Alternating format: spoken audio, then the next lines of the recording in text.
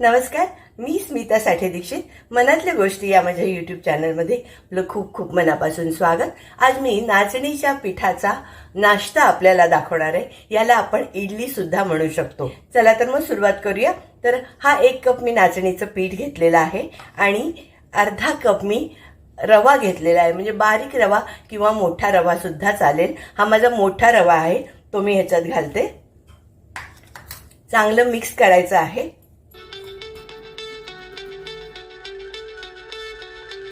आणि नंतर आता ह्याच्यामध्ये मी दही घालणार आहे. दही जवळजवळ अर्धा कप दही मी घातलेलं आहे. हे चांगलं आपल्याला मिक्स करून घ्यायचं आहे.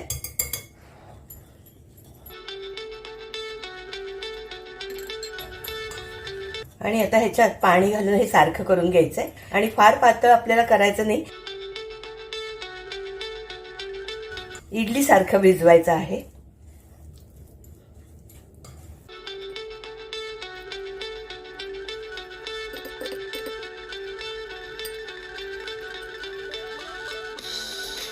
फक्त उन्हाळ्यातच नाचणी वापरायला पाहिजे असं काही नाही. आपल्याला नाचणीचे गुणधर्म तर ठाऊकच आहेत. हा एक कॅल्शियमचा स्रोत आहे, त्यामुळे एरवी सुद्धा नाचणी वापरायला काहीही हरकत नाही. भाकरी असेल किंवा इडली असेल किंवा ढोकळा असेल, घावन असे अनेक प्रकार ह्याचे होऊ शकतात. तर मी आज इडली दाखवणार आहे.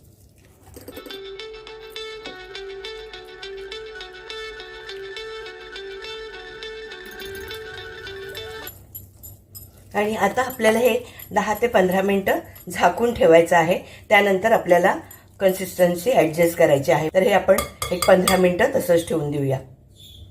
अतिशय झटपट अशी ही इडली बनते. पीठ हे 15 मिनिटं आपल्याला झाकून ठेवायचं आहे. तोपर्यंत आपण चटणी करून घ्यायची आहे.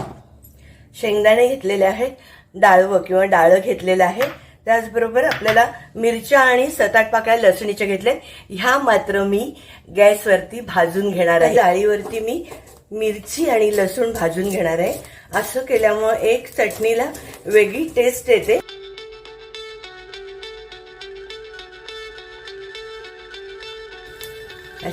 अशी आपल्याला ही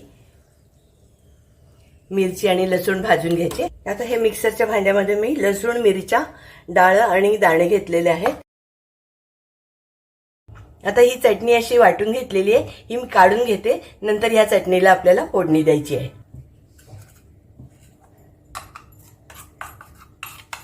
आता इडली बनवताना मी ह्या कुकरमध्ये आधी पाणी घेतलेलं आहे आणि ते पाणी आधी आपल्याला उकळून घ्यायचं आहे आणि नंतर आपल्याला इडली बनवायला ठेवायची. तोपर्यंत मी शिट्टी तशीच ठेवलेली आहे. आता ह्याच्यात मी मीठ घालते. या पिठामध्ये तुम्ही लसूण, मिरची, कोथिंबीरीचा ठेचा जरी घातला तरी चालू शकते. अजून थोडंसंच मी पाणी घालते.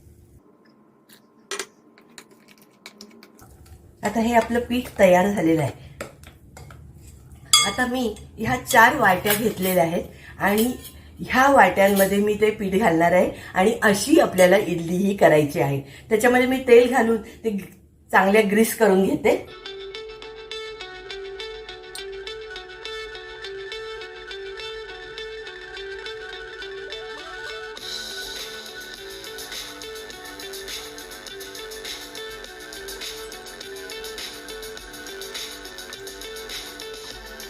आता हे पाणी उकळायला लागलेलं आहे. त्याच्यामध्ये मी एक डबा ठेवलाय, त्याच्यावर ताटली झाकलेली आहे आणि त्याच्यावरती मी वाट्या ठेवणार आहे.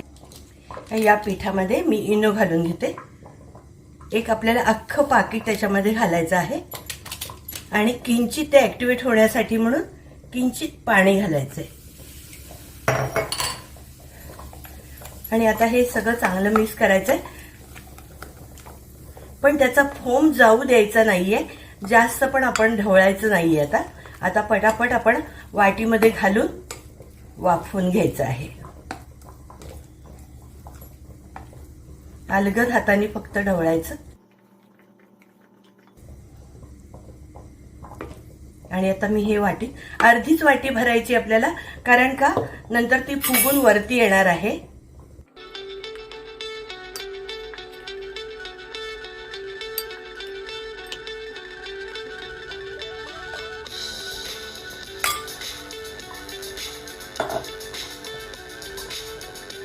तर ह्या अशा आपल्या वाट्या तयार झालेल्या आहेत आणि आता ह्याच्यावरती आपण ह्या वाट्या ठेवायच्या आहेत.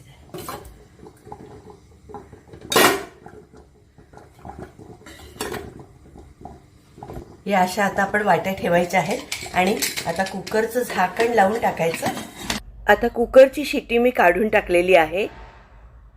गॅस परत मोठा करायचा आणि एक 15 मिनिटं आपल्याला हे वाफवून घ्यायचं आहे.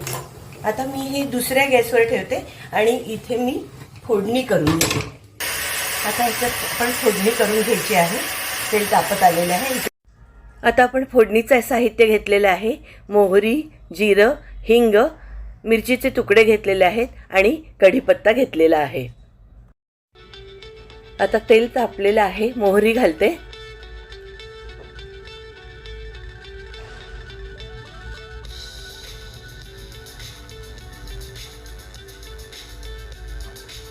जिरं घालते. हिंग घालते. कढीपत्ता घालते. गॅस बंद केलेला आहे मी आता आणि आता त्याच्यामध्ये मिरचीचे तुकडेही घातलेले आहेत. आता ही आपली खमंग अशी फोडणी तयार झालेली आहे. ही आपल्याला चटणीमध्येही घालायची आहे आणि इडलीवरही घालायची आहे. इडली आपल्याला नंतर फ्राय करून घ्यायची आहे. आता 15 मिनिटं झालेले आहेत. मी गॅस बंद केलाय आणि कुकरचं झाकण काढून टाकलेलं आहे. आता ह्या वाट्या आपल्याला एक एक करून अलगद काढून घ्यायच्या आहेत. खूप गरम आहे त्यामुळे बेतानीच आपल्याला त्या काढून घ्यायच्या आहेत. आता मी वाट्या काढून घेतलेल्या आहेत. ही पूर्ण गार झाल्यानंतर आपल्याला त्यातून ह्या इडल्या काढायच्या आहेत. चाकू ओला करायचा आणि आपल्याला असं ते सोडवून घ्यायचं आहे जरा. पण गार झाल्यावरच काढायचे आहेत ॲक्च्युली, पण तोपर्यंत आपल्याला थोडं कडेनी सोडवून घ्यायचं आहे.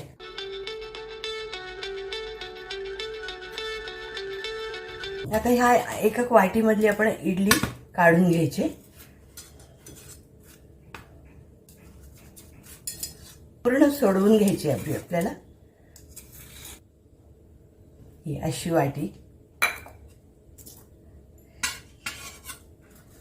अजून थोडी गरम आहे. तुम्ही बघू शकता मस्त अशी जाळी पडलेली आहे.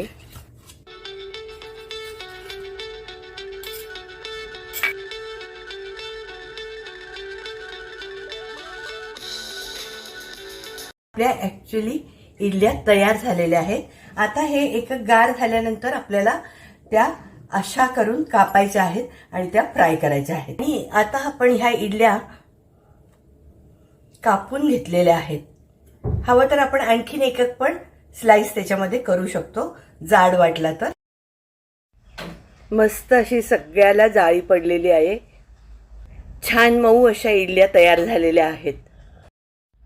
आता इथे एक मी फ्राय पॅन घेतलेला आहे आणि त्याच्यामध्ये ह्या इडल्या मी फ्राय करून घेणार आहे.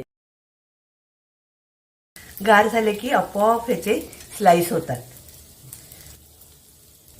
अतिशय मऊ आणि लुसलुशीत अशा इडल्या तयार झालेल्या आहेत. नक्की करून बघा. म्हणजे न फ्राय करता खाल्ल्या तरीही चालेल. अतिशय टेस्टी लागतात. म्हणजे आता पावसाळा आला, पीठ तर उरलंय, आंबील तर करू शकत नाही, अशा वेळेला आपण ह्या इडल्या करू शकतो, घावन करू शकतो, ढोकळा करू शकतो. असे अनेक प्रकार आपण नाचणीचे करू शकतो. असे चांगल्या कुरकुरीत होईपर्यंत त्या आपल्याला फ्राय करून घ्यायचे आहे. वा, गॅस आपल्याला मंदच ठेवायचा आहे. छान जाळी पडली आहे त्याला. आहा, अशा एकदम कुरकुरीत अशा झालेल्या आहेत. म्हणजे अगदी नुसत्या खाल्ल्या तरी हरकत नाही. तुम्ही बघू शकता असा सोनेरी रंग याला आलेला आहे. ह्या आपल्या अशा इडल्या तयार झालेल्या आहेत. ह्याच्यावरती मी आता फोडणी घालते. ह्याच्यावरती ड्रायफ्रूट तळून सुद्धा आपण घालू शकतो.